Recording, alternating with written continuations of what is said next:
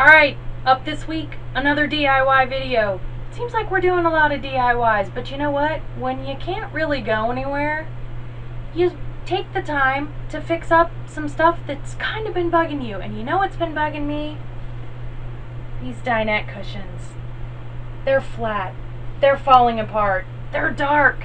And it's time for some new. So, check it out. This week, we're making new dinette cushions. Come along.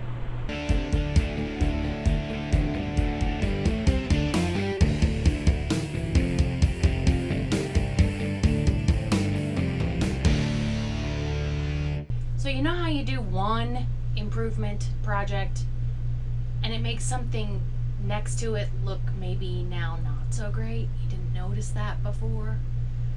Or it never really bothered you as much until you fixed the one thing?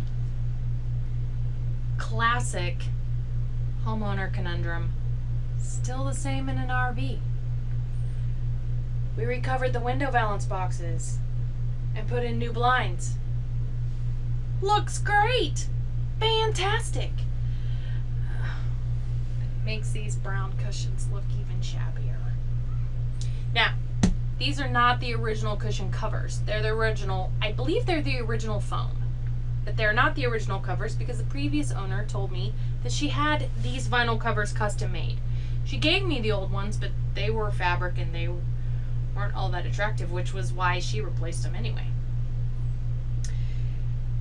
But I'm pretty sure she just recovered the original ones, and I don't know how long ago that was, but as you can see, the vinyl's starting to wear and it's starting to age and crack and flake, and it's just getting kind of shabby looking.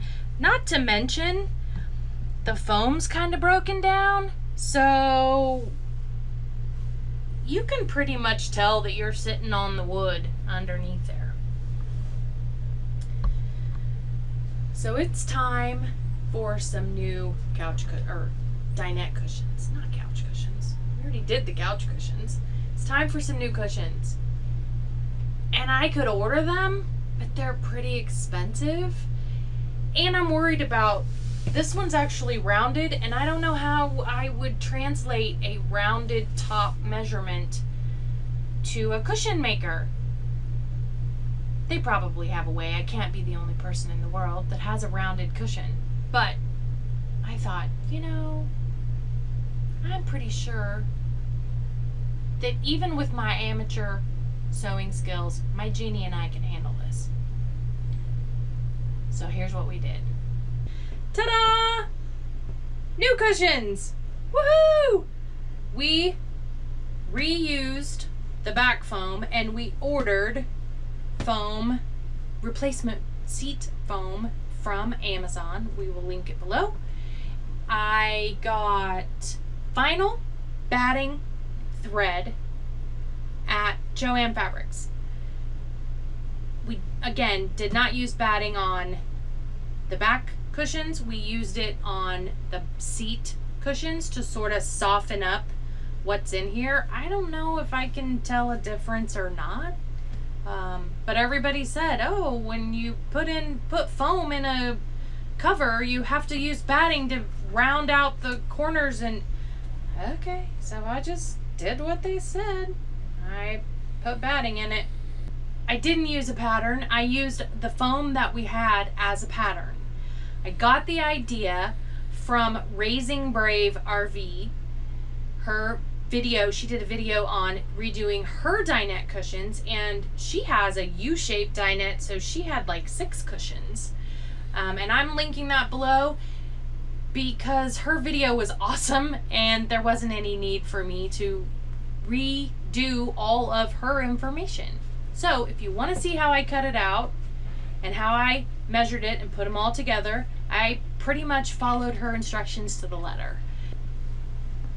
I do have a couple of tips on sewing the Velcro. I don't remember getting tips about sewing Velcro from her. She showed how to do it. Oh, and we ordered the Velcro. That's right, we ordered the Velcro from Amazon. She just said, sew it up one side and down the other and you're good to go. Yeah, I almost killed my genie doing that. Show you what I mean. So let me tell you the story about how I almost killed a genie. This is my circa 1974 Singer genie. Doesn't it look 70s with the yellow and orange flowers? The handle is broken. It's a little yellowed with age. There's even little yellow and orange on the knob. Very fashionable for the 70s. This was my mom's first sewing machine. She gave it to me sometime after I got married. I don't remember what for. She had another sewing machine, and I probably wanted to make something, or thought I was going to make something, being the model wife and mother. I would probably learn how to sew. Yeah, that's not how that worked out. I learned how to sew enough. I can hem my own pants. I know some people who can't hem pants. They have to take them to somebody to get pants hemmed. That's fine. I can hem my own pants. I can hem a skirt. I've hemmed a prom dress. I've made curtains. I made curtains for all the front curtains for our first RV. I made the bunk curtains, window curtains, and the privacy curtains for this RV. And now I've made seat covers. And I've sewn show choir costumes. I've sewn bow ties, regular ties. I converted neckties into Velcro quick tie ties for show choir. I've done some stuff with this, but I would not consider myself a seamstress. I still have to refer to the diagram inside the case to remember how to thread it every time. So, we're gonna do new seat cushions. Okay, I can do that. I cut out the vinyl pieces, I sewed them together, it was perfect. You take the vinyl piece and you put, these are my 2 sample pieces, and you put the 2 good sides together and you sew on the opposite side, which is soft. It's cloth backed. Perfect. Slides right through. Everything went great. Then it came time on the flaps. On the flaps where you wanted to put Velcro, to actually hem them, finish their edges like this, so that it's finished on one side and you fold it over so you don't end up with just raw edge material, because that looks kind of janky.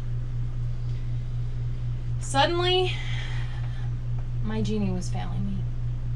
I couldn't get the stitches to go. I was getting, I couldn't get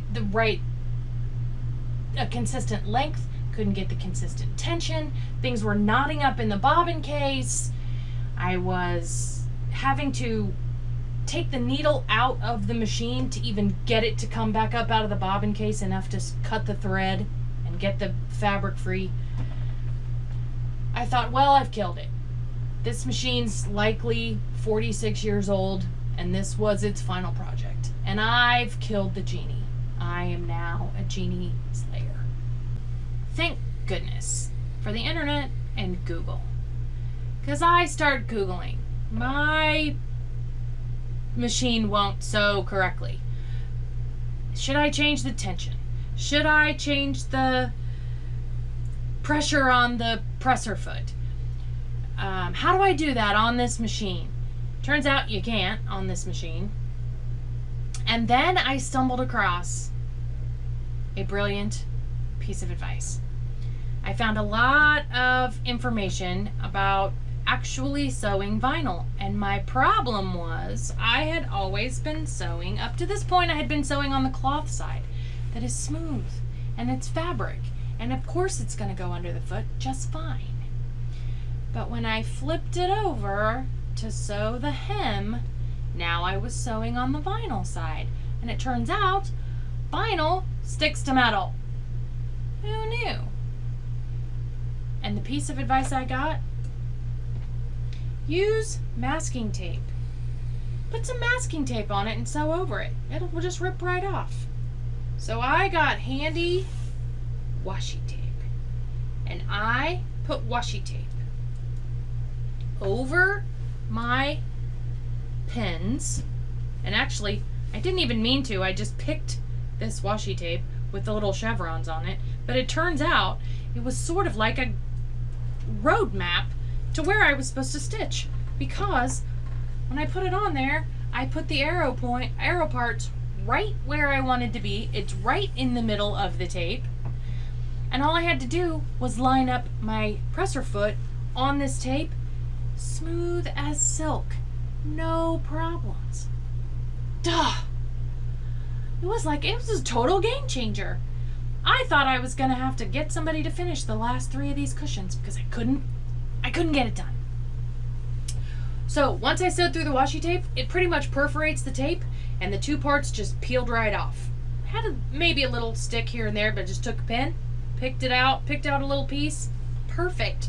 Now all my stitches are even and the job is done, and I did it with my Genie, and I did not send my precious Genie to the firing squad or the dumpster.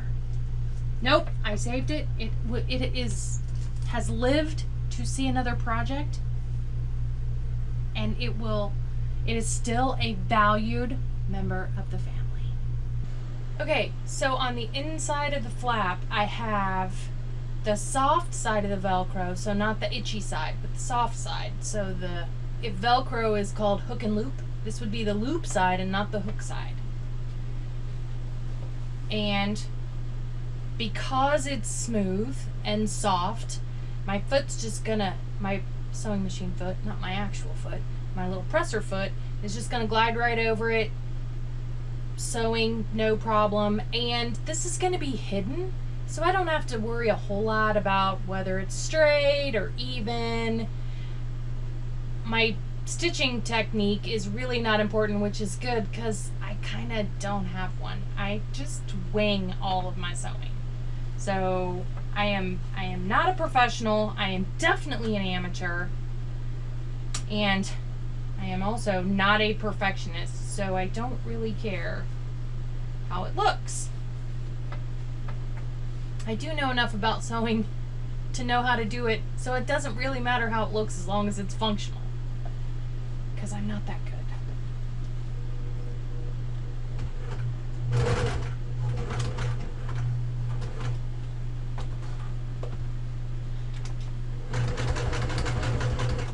Backstitch it a little bit so it secures the starting seam, and off we go.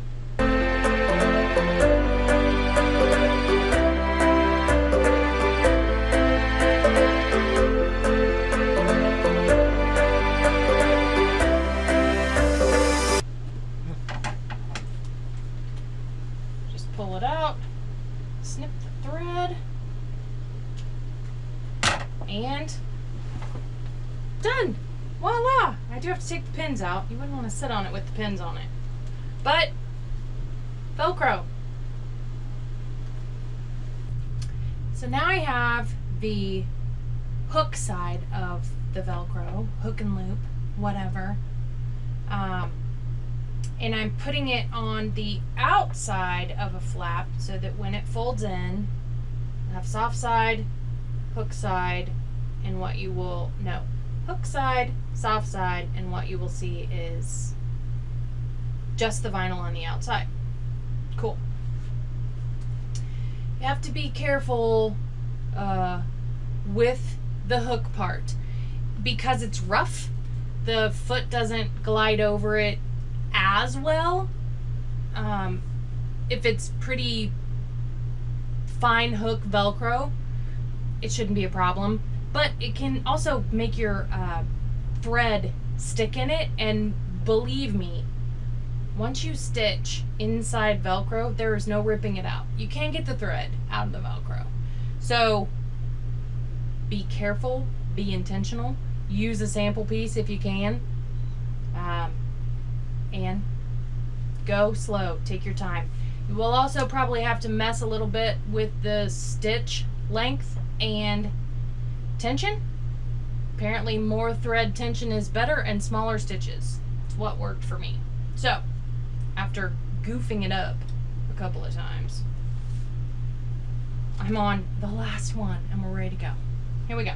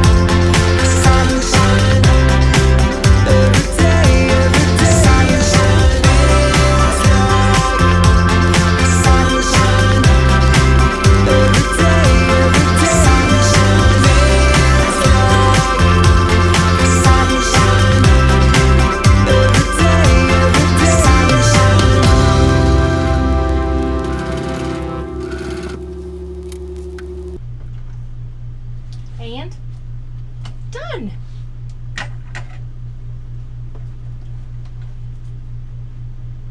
Snip and snip. Ta-da! Now I have to take all the pins out, but I also have all these random threads from starting and stopping stitching, so I'm going to go trim all that up and make sure all my edges are trimmed, and then I'll show you what it looks like on the dinette. So we have our finished cover, everything's trimmed, all the extra pieces have cut off, all the threads are gone. Now we have to get it onto the foam.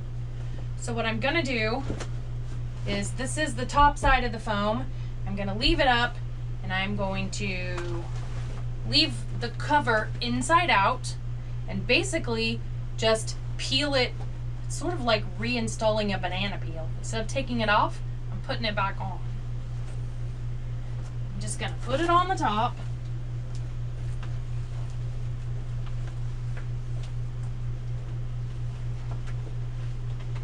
And just peel it down. Now, once I get it in there, I am probably going to have to put my hand inside, reach down into it to get the seams straight on the inside, folded down, pressed down, whatever. But it's pretty easy. And since I used this foam to actually trace my pieces, it's a custom fit. So now I have my down to the Velcro flaps. Just keep pulling it tight, stuffing it in. There it goes. Now I gotta reach in and sort of push out the corners. Make sure my seams are laying flat so they don't bubble up and make it bumpy. Let's see. Yeah, I probably want it that way.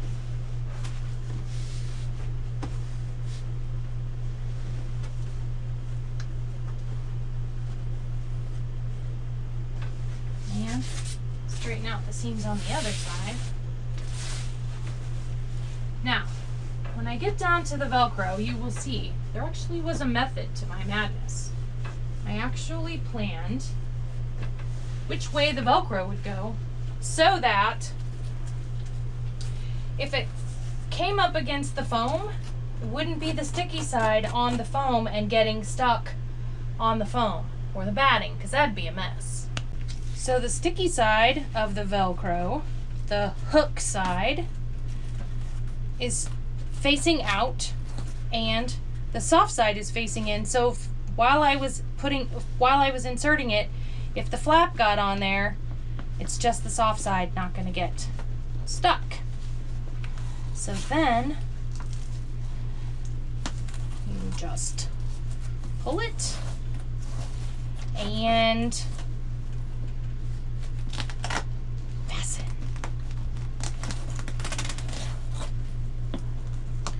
A little at a time, making sure it's tucked in the way you want it, just like a baby. And if you don't like it, you can unvelcro it and adjust. So, here it is. Final project. Voila! Okay, I'm not gonna lie. Through the magic of editing, you've seen this in just a few minutes. This took several days.